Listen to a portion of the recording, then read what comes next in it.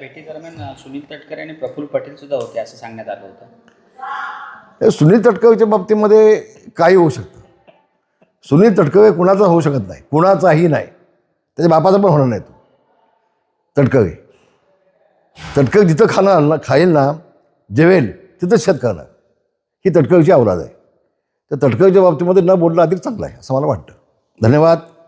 जय महाराष्ट्र.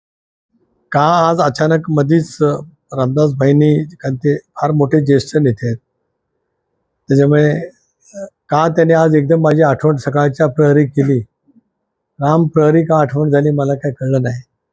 पण माझा स्वभाव आहे की गटारामध्ये दगड टाकून अंगावर मी काय घाण उचलून घेत नसतो, त्यामुळे मला या विषयावरती काय बोलायचं नाही. मंडळी पाणी विषय संदर्भात सुद्धा योगेश बोललेले आहेत, यासाठी पुढाकार घ्यावा, श्रेय घेऊन नये. मी कुठं श्रेय घेतलं? मी त्याचा पाठपुरावा काय केला ते सांगितलं. मी आढावा घेत असताना मंडणगडच्या नगरपालिकेच्या पिण्याच्या पाण्याच्या योजनेची मागणी नगराध्यक्ष आणि तिथल्या नगरसेवक आणि नागरिकांनी केली. त्याच्यानंतर त्याच बैठकीमध्ये DPR नेमण्याच्या सूचना मी दिल्या. पाणी नदीतून घेण्यासाठी जलसंपदा विभागाची परवानगी लागते, त्याच्यासाठी मी मुख्य अभियंता, सचिव, मंत्री यांच्याकडे पाठपुरावा केला. त्याच्यानंतर अमृत 2 मध्ये ती योजना आहे, भारत सरकारच्या केंद्र पुरस्कृत योजना आहे. खासदार म्हणून माझाही पत्रव्यवहार त्या ठिकाणी आहे. मी दुसऱ्यांनी कोणी काय नाही केलं असं म्हटलं नाही. मी माझं काय प्रयत्न केले ते मी फक्त म्हटलं.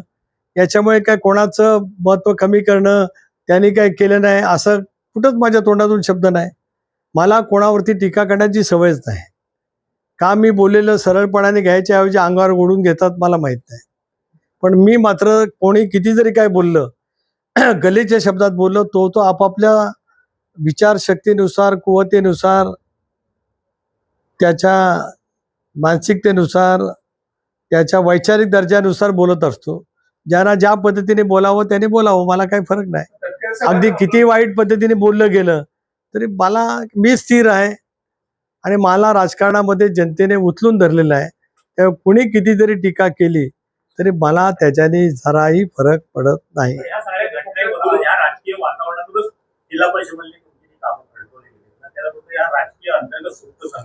नाही, मी मानत नाही, कारण शेवटी जनतेची कामं ही झाली पाहिजेत. एक तर आम्ही सगळेजण महायुतीमध्ये आहेत, त्याच्यामुळे कोण महायुतीतलं अडवत असेल असं मला स्वतःला वाटत नाही. मी पालकमंत्री असताना या जिल्ह्याचा, रायगड जिल्ह्याचा, मी विरोधकांना सुद्धा मुबलक निधी दिला. मुबलक. राजकारणामध्ये जनतेची विश्वासार्हता ही टिकवण्यासाठी आणि मिळवण्यासाठी तुम्ही काय विचार पद्धतीने काम करता हे लोक फार निहाळत असतात आणि ते अभ्याससुद्धा करत असतात. आणि म्हणून या देशातील जी संसदीय लोकशाही व्यवस्था मजबूत एवढ्यासाठीच आहे की आपल्या देशातील जनता, आपल्या राज्यातील जनता ही एखाद्या बाबतीमध्ये बोलत नाही, पण त्यांना ती प्रतिक्रिया जी द्यायची असते ती निवडणुकीमध्ये मात्र सुप्तपणाने जाऊन देत असते. त्याच्यामुळे मला निवडणुकीमध्ये नेहमी यश मिळत गेलं.